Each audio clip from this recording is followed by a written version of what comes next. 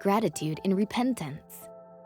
Hi, today we're going to talk about the most difficult step in the story of gratitude, repentance. Of course, each of us has a mental suitcase or a memory closet filled with past mistakes. It's like an anchor that chains us to the times when we were insincere and ungrateful.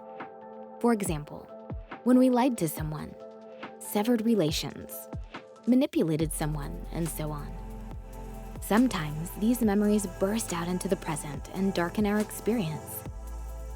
They are a dead weight hanging, going nowhere, and obstructing us from living peacefully. It's time to work through these points in your life in order to acquire ease and harmony. To start with, make a list of people in relationships with whom you did something wrong. This may be unpleasant. We understand that it's hard. You tried to forget this for a long time, and now suddenly you need to go and write it down. Believe us, you can manage this. Remember what situations interfered with your understanding of mutual respect, honesty, and gratitude. Reflect them on paper, then ask these people for forgiveness. In some situations, as is the case with gratitude, you can ask for forgiveness in words, while in others, you can do it with actions. For example, if you borrowed something valuable from someone and didn't return it, obviously, it might not be enough just to apologize. You need to give the thing back or compensate for its loss if possible. For some people, it will be enough to say, "Please forgive me, I behaved badly with you. I was dumb and I'm ashamed of my actions. I'll act with more respect in the future." Try to be accurate in your words and actions. Avoid saying something like, "I'm sorry for everything." Your apology will be far more conscious and worth more if you say what it was that you were wrong about. For example, for taking your anger out on someone, being rude, arguing, and so on. The more specific you are, the greater ease you will experience as a result. This really is a scary thing to do.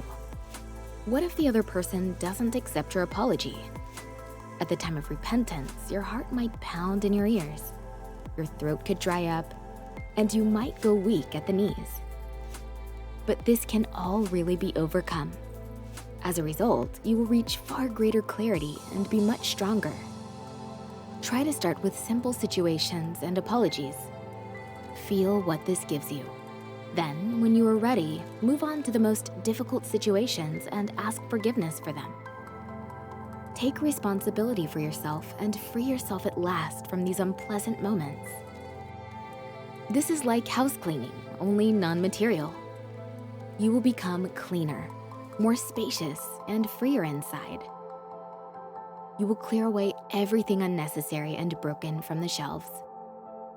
It will become more comfortable, cozy, and bright for you inside. This is very important because the more of these incomplete cycles you have, the more the brain keeps them in your operative memory and the more they take up your energy. Because of this, life seems gloomier and more difficult, and contact with people more tense. The decisions and actions are yours to take. Now you have all the necessary tools to create a world of cleanliness, love, responsibility, and gratitude. We wish you harmony and well-being.